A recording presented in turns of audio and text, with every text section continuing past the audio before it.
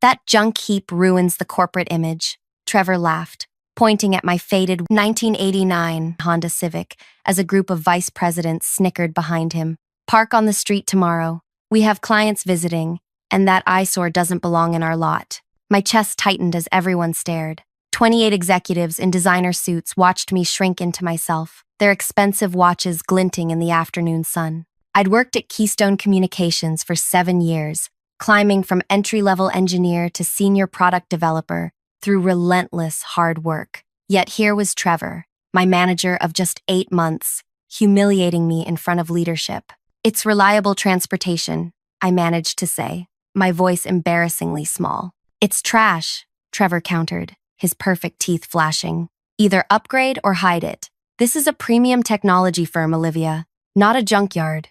I nodded and walked away, keys digging into my palm as I fought back tears. That car had been my grandfather's final gift before cancer took him. We'd spent weekends restoring it together during my college years. The engine purred like new, despite its weathered exterior. I could afford something newer. I just chose not to. Before I continue, thank you for listening to my story. Drop a comment letting me know where you're from. I'm always amazed how these stories connect people from everywhere. My name is Olivia Preston. At 35, I had built a reputation as one of the most innovative minds in wireless communications. My patents generated millions in revenue, yet I lived simply in a modest 2-bedroom house. My colleagues drove luxury cars to showcase their success. I drove memories. That night, I sat at my kitchen table reviewing my financial portfolio. Few people knew I lived well below my means, investing 70% of my income since my first job. While others spent on status symbols, I built wealth silently. My passive income now exceeded my substantial salary, but I kept working because I loved creating solutions. My phone buzzed with a text from Nayla, my best friend since engineering school. "You okay? Hear about what happened in the parking lot. Trevor's a monster." News traveled fast. I sighed and replied, "Fine, just tired of his games." "Want me to poison his coffee?" she joked. I smiled despite myself. Nayla had always been my fiercest defender. We'd started at Keystone together, but she'd left 2 years ago to launch her own consulting firm. "Not worth the jail time," I texted back. My thoughts drifted to 8 months ago when Trevor joined our division after the retirement of my previous manager, Eleanor. Eleanor had been tough, but fair, recognizing talent regardless of appearance. Under her leadership, I'd flourished, earning her trust to lead our most promising projects. Trevor was different. From day one, he'd reshuffled assignments, giving my projects to his former colleagues who joined from his previous company. I was sidelined despite my track record, watching as my innovations were handed to others who lacked the technical understanding to execute them properly. "We need fresh perspectives," Trevor had explained during our first one-on-one meeting, his condescending tone making it clear he considered me outdated. I'd swallowed my pride and continued working diligently, hoping results would speak for themselves. They did not. Each quarterly review brought vague criticism about my cultural fit and executive presence, thinly veiled references to my unfashionable clothes and quiet demeanor. My phone rang, interrupting my thoughts. It was Nayla again. "Enough texting," she said when I answered. "Talk to me." I pressed the phone against my ear. "There's nothing to say. Trevor's been trying to push me out since he arrived.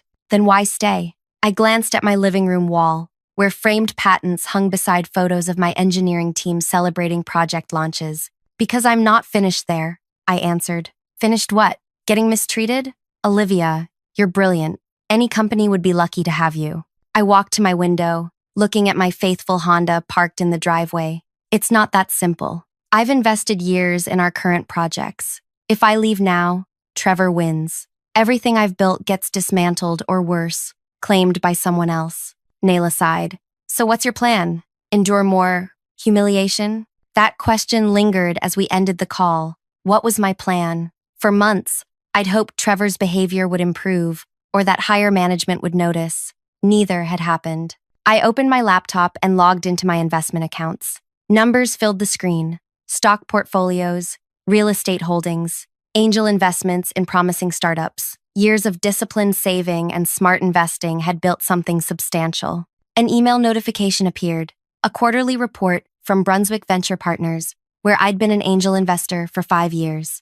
I'd put $200,000 into their fund when Keystone gave me a bonus for a patent that transformed satellite communications. I opened the report and froze. One of the startups I'd backed had been acquired for an astonishing sum. My stake was now worth $4.7 million. My phone buzzed again. Nayla sending a job listing at a competitor. They're desperate for someone with your expertise, her message read. I didn't respond, my mind racing with a different possibility.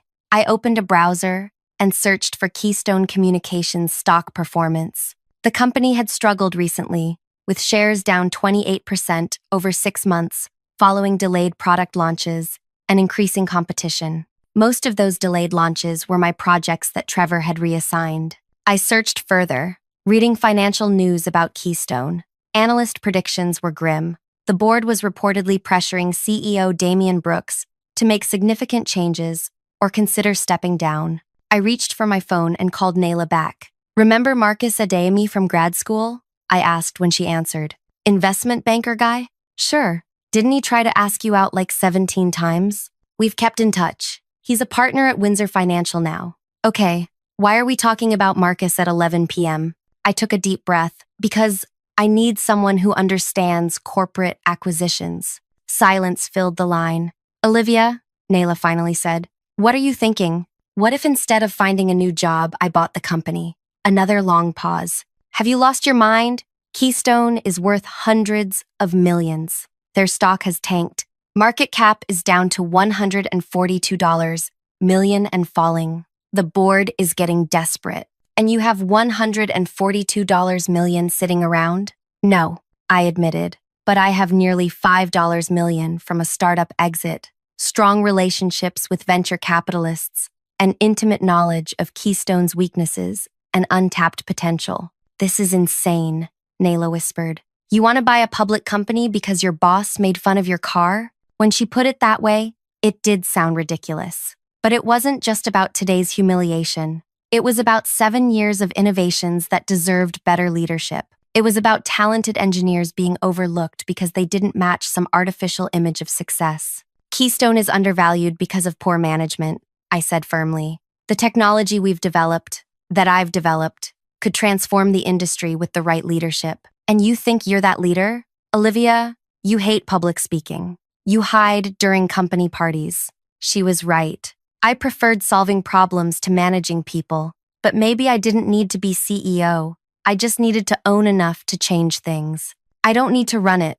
I just need to fix it. The line went quiet again. I could almost hear Nayla thinking. Meet me for breakfast, she finally said. 6 a.m. at Sunlight Diner. If you're still considering this crazy idea after sleep, we'll talk strategy. I hung up and returned to my computer, researching hostile takeovers and activist investor strategies until 2 a.m. The more I read, the more I believed it might be possible. Difficult, nearly impossible even, but not entirely out of reach.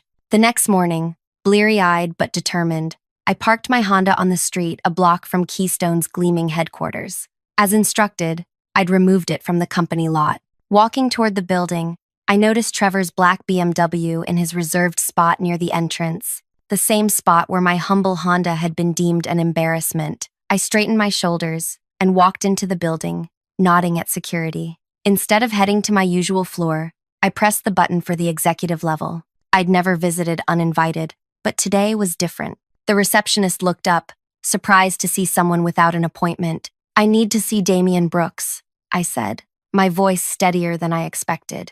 Do you have an appointment with the CEO? No, but he'll want to hear what I have to say. She frowned. Mr. Brooks is in meetings all morning. Perhaps you could email his assistant to schedule something later this week. I pulled out my phone and dialed a number. Who are you calling? She asked, concerned. Windsor Financial, I replied as the line connected. Hello, Marcus? It's Olivia Preston. Remember that conversation about undervalued tech companies we had last month? I'm ready to move forward, but I need to speak with Damian Brooks first. I'm in his reception area, being told he's unavailable. The receptionist's eyes widened as I mentioned Windsor Financial, one of the most prestigious investment banks in the country. Yes, I understand the timing is sensitive given the current stock situation, I continued. Perhaps I should just proceed directly with the board instead. I handed my phone to the increasingly nervous receptionist. Marcus Adeyemi from Windsor would like to speak with you. The receptionist spoke briefly with Marcus, her expression shifting from skepticism to alarm. After hanging up, she immediately picked up her desk phone. Mr. Brooks, I apologize for the interruption, but there's an Olivia Preston here with investment matters regarding Windsor Financial. She listened for a moment. Yes, sir. Right away. She looked up at me with newfound respect. He'll see you now. The CEO's office door opened 30 seconds later. Damian Brooks, a tall man in his 50s, with silver-flecked hair, gestured me inside. I'd only spoken to him twice in 7 years, both times at company events, where he barely remembered my name, despite my patents generating millions for Keystone. Miss Preston, he said, closing the door behind us. This is unexpected. You work in engineering, correct? Senior product developer, I confirmed, taking the seat he offered across from his desk. I lead the quantum frequency modulation team. His brow furrowed slightly. Trevor Blackstone's division. I nodded. For the past 8 months. And now you're speaking with Windsor Financial about exactly what? I met his gaze directly. About Keystone's future. Your stock has dropped 28% in 2 quarters. Your most innovative projects are behind schedule. Your best engineers are updating their resumes. His expression hardened. These are temporary setbacks. We've weathered downturns before. Not like this one, I replied, sliding a folder across his desk. These are the original timelines for 5 key projects compared to current projected completion dates. The delays average 8 months, coinciding precisely with leadership changes in the R&D division. He opened the folder, scanning the contents. How did you access this data? I created these projects, Mr. Brooks, before they were reassigned. Recognition flickered in his eyes. The satellite encryption protocol, that was yours, along with the adaptive mesh network and quantum frequency modulator. Yes. He leaned back, studying me with new interest. What exactly are you proposing, Miss Preston? A solution. Keystone has extraordinary potential, being squandered by leadership more concerned with image than innovation. And Windsor Financial's involvement? I took a deep breath. They're prepared to help facilitate a change in ownership and management structure. Several investors believe Keystone is significantly undervalued. His face darkened. You're talking about a hostile takeover. I prefer strategic restructuring, I replied. The board might see it as a welcome solution, given current performance. Brooks stood abruptly, walking to his window. Why come to me first? If you're planning to go around management, why warn me? Because unlike some leaders here, I believe in direct communication. And because you built something valuable, that's worth saving. He turned back toward me. Who's behind this? Archer Technologies? Meritron? Private investors who recognize Keystone's potential. I stood to leave. You have 48 hours to consider your position before we approach the board directly. I suggest you review those project delays carefully. As I reached for the door, he called after me. Why are you doing this, Preston? What's your stake? I paused. I care about what we build here. Not everyone values the same things. Walking back through the executive floor, I felt strangely calm. Years of being overlooked had taught me to hide my emotions, to speak with precision rather than passion. People underestimated quiet women who drove old cars. I took the elevator down to my floor, where my team was gathered for morning stand-up. They looked surprised to see me arrive late, something I never did. Sorry for the delay, I said, joining the circle.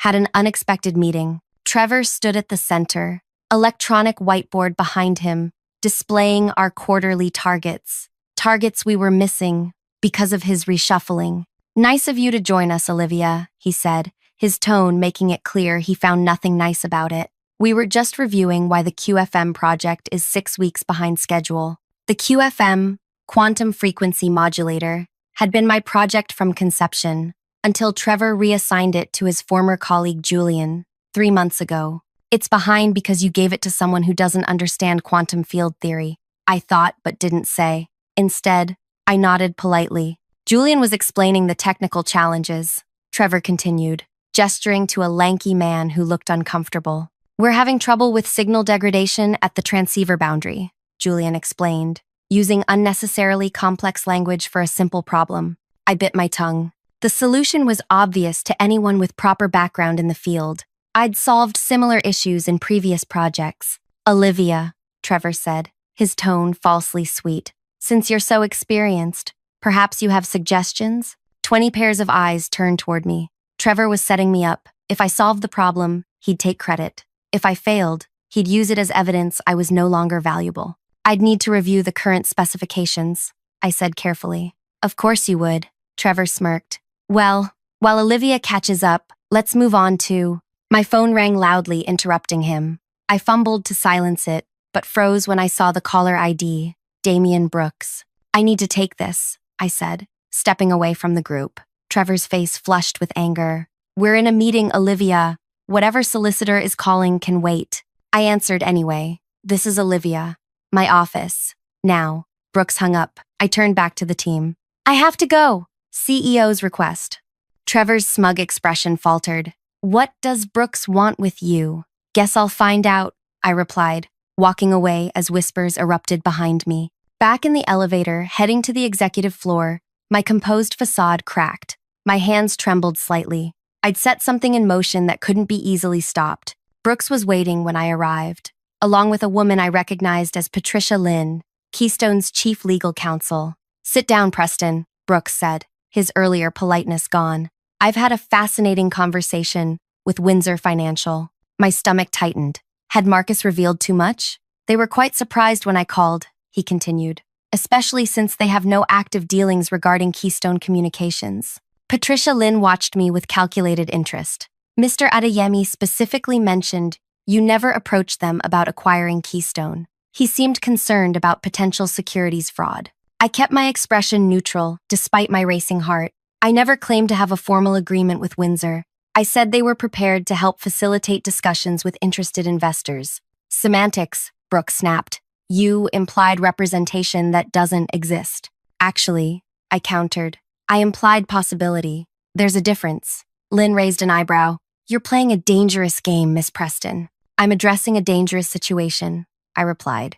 Keystone is hemorrhaging value because of mismanagement. The quantum frequency modulator alone could revolutionize secure communications, but it's months behind schedule because it was reassigned from someone with expertise to someone without it. Brooks leaned forward. You're talking about Trevor Blackstone's decisions. I'm talking about patterns that are destroying shareholder value. Lynn exchanged glances with Brooks. What exactly do you want, Miss Preston? It was the opening I needed. 2 things. First, a complete review of project reassignments over the past 9 months with performance metrics before and after. Second, a meeting with the board to present findings on how these decisions have impacted Keystone's market position. You expect us to authorize an internal investigation because you're unhappy with your manager? Lynn asked incredulously. No, I replied calmly. I expect you to investigate because your stock has dropped 28% since these changes began. Because 3 senior engineers have quit in 6 months.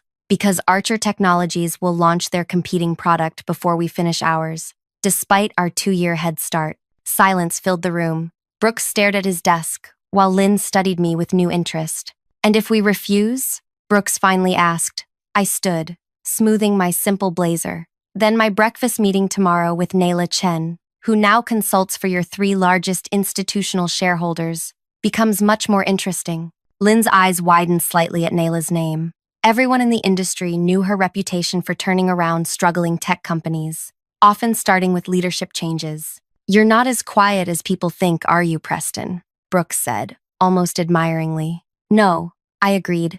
I just save my voice for things that matter. Back at my desk, I tried to focus on work while my mind raced.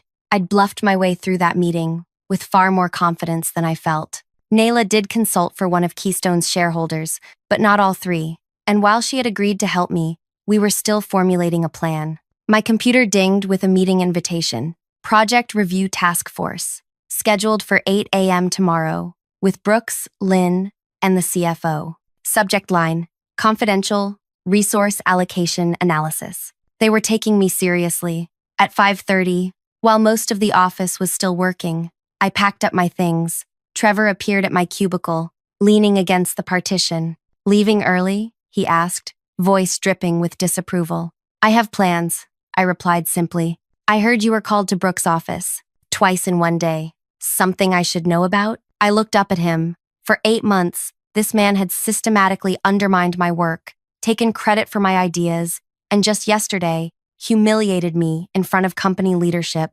Nothing that concerns you yet, I answered. His eyes narrowed. Everything in this department concerns me, Olivia. I'm your manager.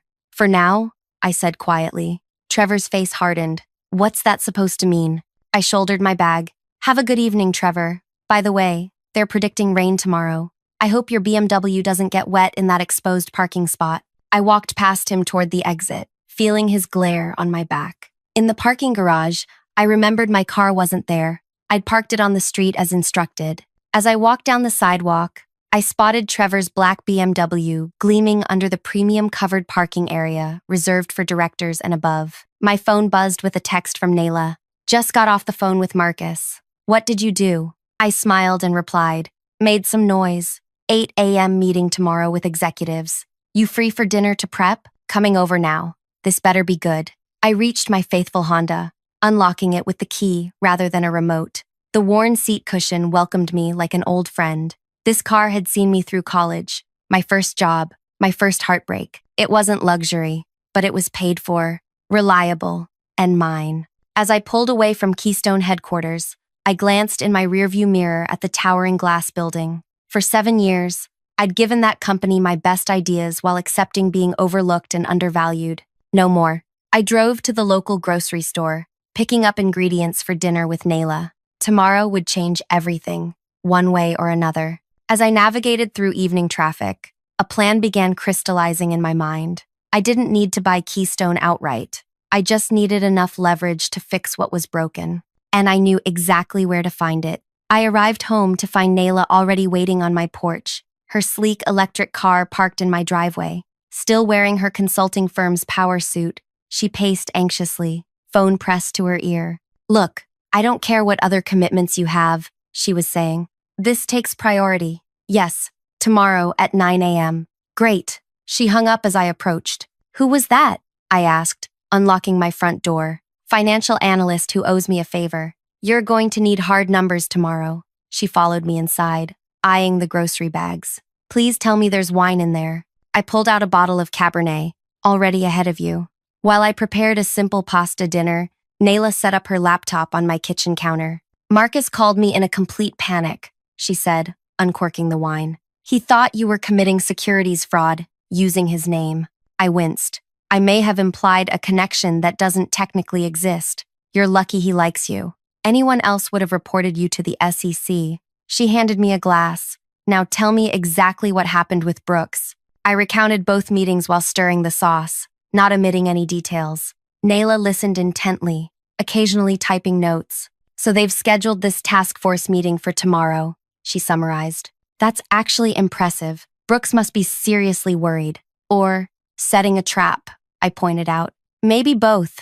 Nayla sipped her wine. What's your actual plan here, Olivia? You can't afford to buy Keystone outright. I drained my glass, feeling the warmth of courage spreading through me. I don't need to buy it. I just need to control what matters most to them right now, which is the quantum frequency modulator patent. Nayla's eyes widened. The one Trevor took from you? The very same. I served our pasta and sat across from her. When Trevor reassigned the project to Julian, he didn't know one critical fact, which is, I never fully documented the stabilization algorithm. The most crucial component only exists in my personal notes. Nayla nearly choked on her wine. You withheld information from company documentation? Not exactly. I documented everything required by contract, but the breakthrough that makes it actually work efficiently? That came to me the weekend before Trevor reassigned the project. I was planning to implement it that Monday. So Julian's been struggling because he's trying to make it work without the key component, a component that could reduce signal degradation by 82% and power consumption by 64%. Nayla whistled. And you kept this to yourself all this time? It's my intellectual property until I implement it in company systems, I replied. I researched the legal boundaries carefully. Nayla shook her head admiringly. That's either brilliant or insane. Maybe both. There's more, I continued, pushing my plate aside and opening my laptop. Remember that startup that got acquired? The one that gave me the windfall? She nodded. What if I told you they were acquired specifically because their technology perfectly complements the quantum modulator? Nayla's eyes narrowed. You invested in a complementary technology. 5 years ago, when I first conceived the QFM project, I saw both potential paths, the one Keystone was pursuing, and an alternate approach. I couldn't convince management to hedge with both, so I personally invested in the alternate method. And now you control both pieces of the puzzle, Nayla whispered. What's the combined potential? I turned my laptop toward her, showing a spreadsheet of market projections. Conservative estimate, $3.2 billion over 5 years. Nayla stared at the numbers. And Keystone's current market cap is $142 million and falling. She leaned back, speechless for a moment. So, tomorrow I explained to Brooks and the board exactly what they've lost by allowing Trevor to sideline their most valuable innovator. I close the laptop, and then I make them an offer. We spent the next 3 hours meticulously preparing my presentation. Nayla called in favors from financial analysts and industry experts, gathering supporting documentation for every claim. By midnight, we had assembled a devastating case against Trevor's management decisions, complete with quantified losses and missed opportunities. Get some sleep, Nayla advised as she packed up. Tomorrow will be intense. I barely slept that night, rehearsing my points and anticipating counter-arguments. At 6 a.m., I showered, then stood before my closet. After a moment's hesitation, I bypassed my usual modest work clothes and pulled out the one designer suit I owned, a gifted sample from Nayla's sister who worked in fashion. If you're going to war, Nayla had always said, at least dress like a general. The charcoal gray suit with subtle blue pinstripes fit perfectly, projecting both authority and understated elegance. I applied minimal makeup and pulled my hair into a sleek, simple style. At 7:15, I drove my trusty Honda to Keystone headquarters. This time, I didn't park on the street. I pulled directly into the spot marked "Reserved for CEO" near the main entrance. A bold move, but today was all about reclaiming space. The security guard approached as I stepped out. Ma'am, you can't park there. I smiled politely. I have an 8 a.m. meeting with Damian Brooks. Please let him know Olivia Preston has arrived early and would appreciate coffee in the boardroom. His confusion was evident, but something in my confident tone made him reach for his phone, rather than argue. Carrying my presentation materials in a leather portfolio, another gift from Nayla, I walked through the lobby toward the executive elevator. Employees already arriving stared at my transformed appearance and unusually confident stride. The boardroom was empty when I arrived, exactly as I'd hoped. I connected my laptop to the presentation system and arranged handouts at each seat. Then I stood at the window, looking out over the city as it awakened, and took a deep, centering breath. At 7:50, Patricia Lynn entered, stopping short when she saw me already set up. You're early, Miss Preston.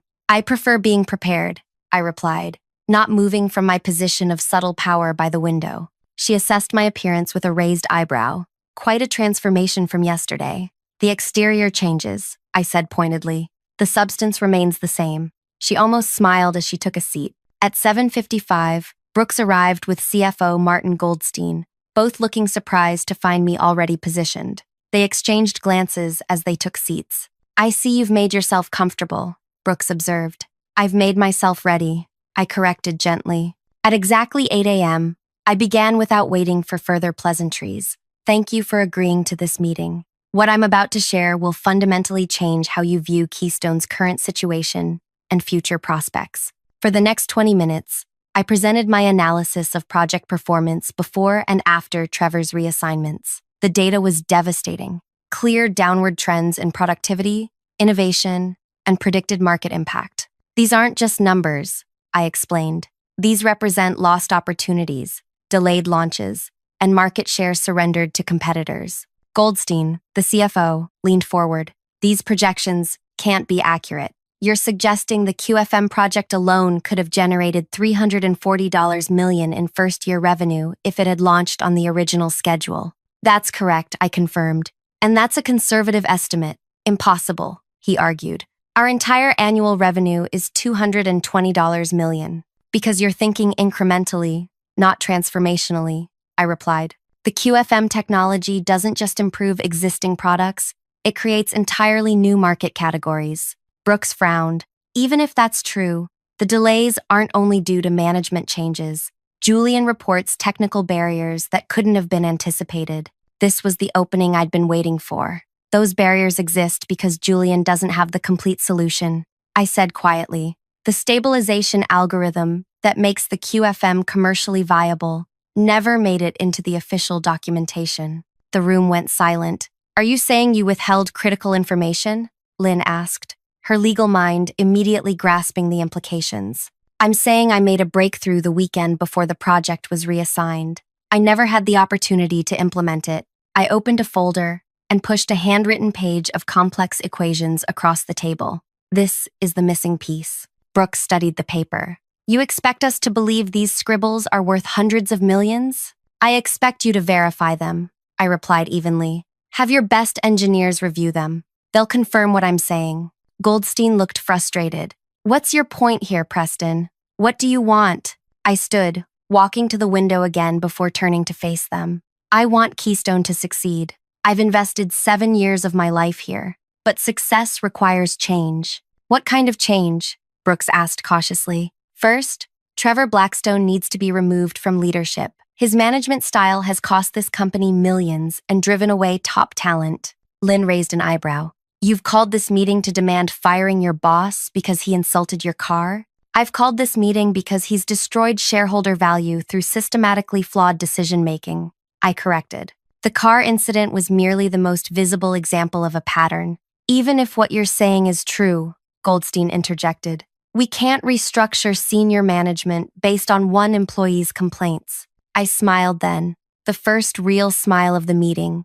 That brings me to my second point. I pressed a button on my laptop, and a new slide appeared showing a corporate structure diagram. What's this? Brooks asked. Phoenix Quantum Technologies, I replied. A new company that owns the complementary technology required to make the QFM commercially viable at scale. The executive team stared at the slide, confusion evident on their faces. 2 days ago, I continued, Phoenix acquired a controlling interest in TrueWave Systems, the startup that owns the parallel processing architecture needed to maximize QFM efficiency. Brooks' face paled.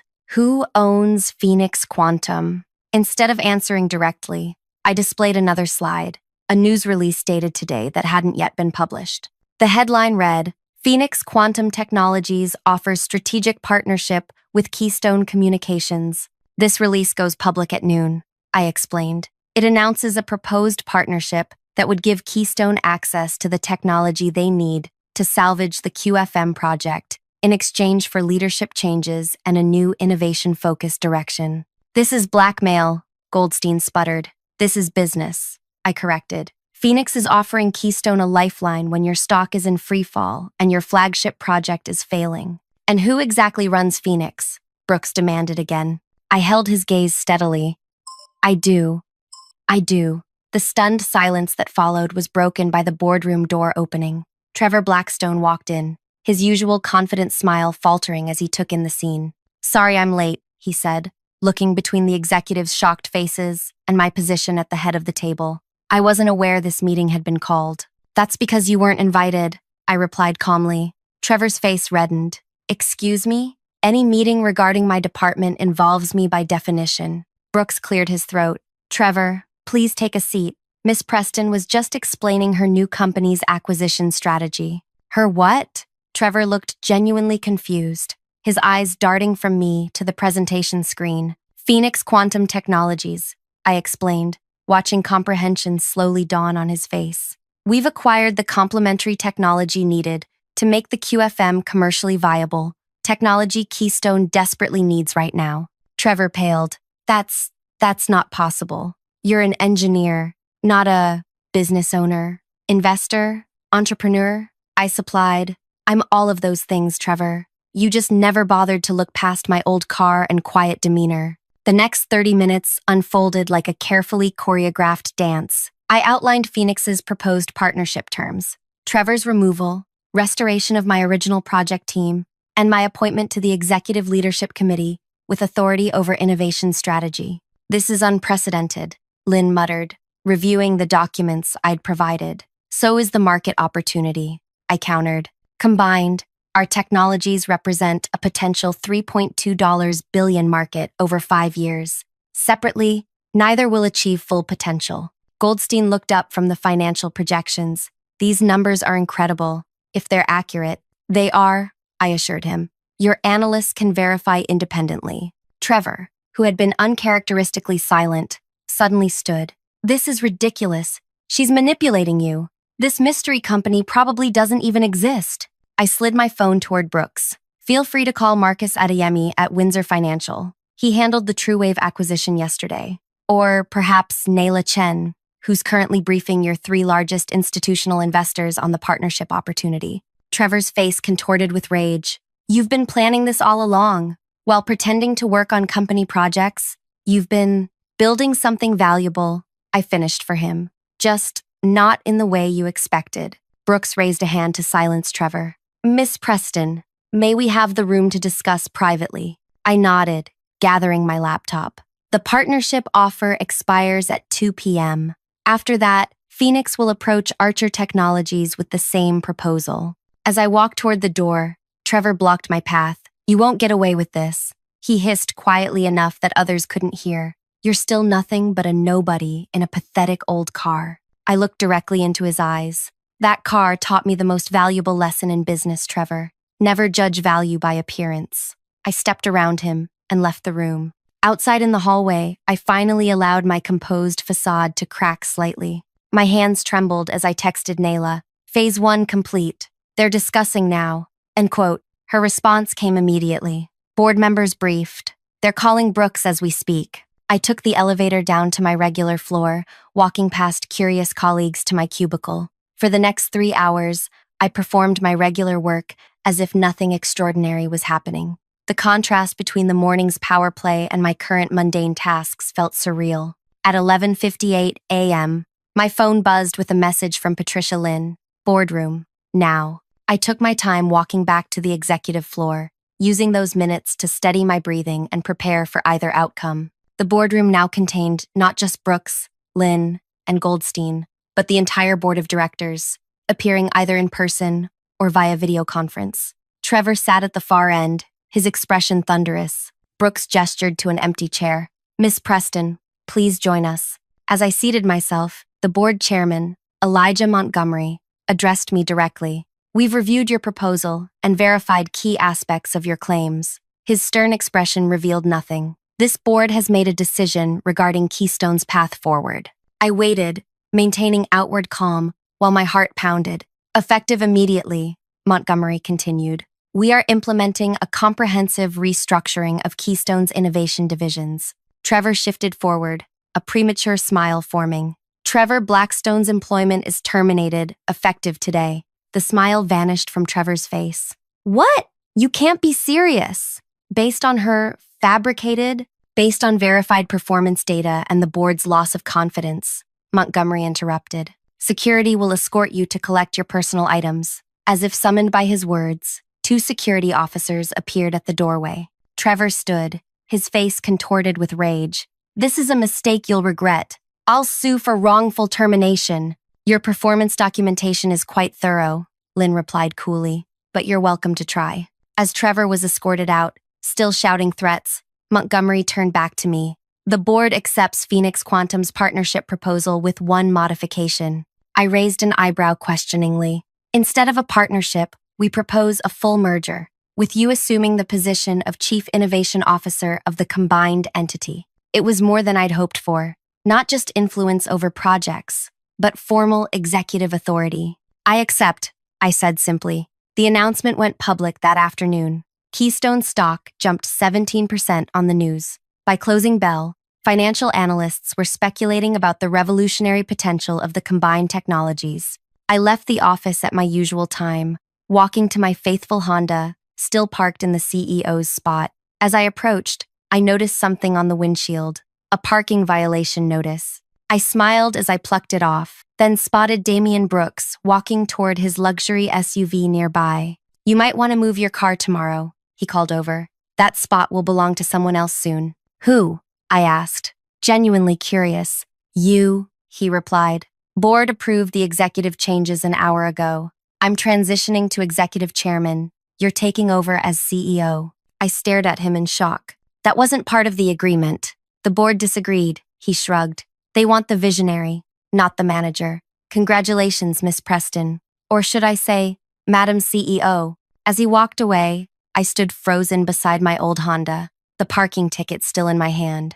This morning, I'd been an overlooked engineer parking on the street. Now, I was about to become CEO of a billion-dollar technology company. I drove home in a daze, pulling into my modest driveway for what might be one of the last times. With my new position would come expectations, a different address, different clothes, different car. My phone rang. It was Nayla. Did you hear? She asked excitedly. About the CEO position. Yes, it's unreal. Not just that, she replied. They already cleaned out Trevor's office. Security walked him directly to his precious BMW. Where they found it had been towed. I finished. What? How did you know? I smiled to myself. Because I called parking enforcement this morning. Turns out, his spot was actually designated for emergency vehicles access. He'd been parking illegally for months. Nayla's laughter filled the car. You are absolutely terrifying. You know that? I'm thorough, I corrected her. So, Miss Big Shot CEO, what's your first official act going to be? I looked at my grandfather's old Honda as I stepped out, running my hand along its faded blue paint, creating a new company policy. Employees will be judged by the quality of their work, never by the car they drive. If you enjoyed this story, please take a second to hit that like button. I'd love to know where you're listening from. Drop a comment below. And if you want to hear more stories about people who were underestimated but came out on top, make sure to subscribe. Your support means everything, and I can't wait to share more with you next time.